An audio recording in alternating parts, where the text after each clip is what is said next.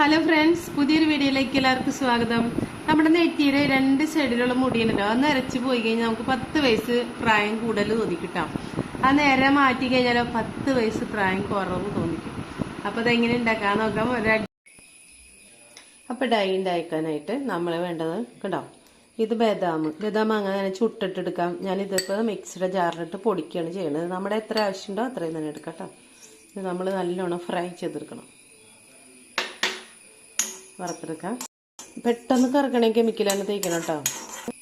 ഇതിലേക്ക് 1 ടീസ്പൂൺ കരിഞ്ജീരകം ചേർത്ത് കൊടുക്കാം കേട്ടോ.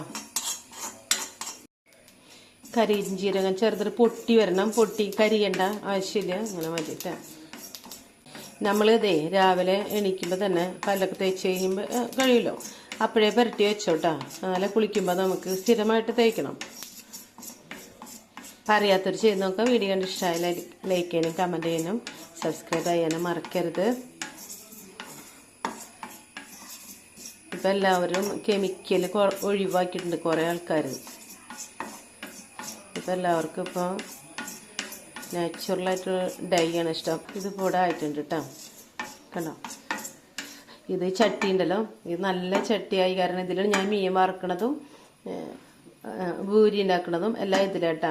ഹെന്നയുടെ ചട്ടിയല്ല കേട്ടോ അത്. ഇത് കണ്ടോ, അങ്ങനത്തെ ഒരു ചട്ടി ഞാൻ മേടിച്ച് വെച്ചതാ.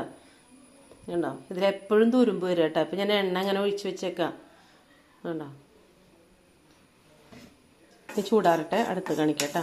ഇതാ ഇപ്പം ചൂടാറിയിട്ടുണ്ട്. ഇനി ഇത് നല്ലോണം പൊടിച്ചെടുക്കാം. മിക്സിയിലിട്ട് പൊടിക്കണമെങ്കിൽ പൊടിക്കാം. ഞാനിപ്പോൾ ഇതിലിട്ട് പൊടിക്കാനാണ് ചെയ്യണത്.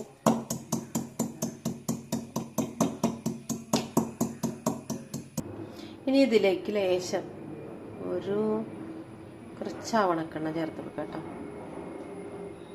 ഇനി ഇതിലേക്ക് കുറച്ച് ഇൻഡിഗോ പൗഡർ ഇട്ട് കൊടുക്കാം കേട്ടോ. കുറച്ചിട്ടാൽ മതി. നീലമിരി ലേശം ഇട്ടിട്ടുണ്ട്. ഇനി ഇതിലേക്ക് ലേശം വെള്ളം ഒഴിച്ച് കൊടുക്കാം. ചെറിയൊരു ചൂടുണ്ട് വെള്ളത്തിന് കേട്ടോ. അപ്പോൾ നമുക്കിത് എടുത്ത് വയ്ക്കണ്ട, ഇപ്പം തന്നെ അവിടെ വയ്ക്കാം.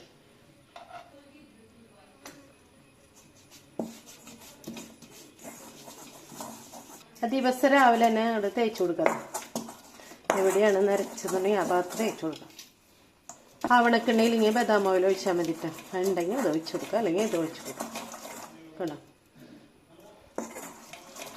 കേട്ടോ, ഇപ്പം തന്നെ തേക്കാട്ടോ.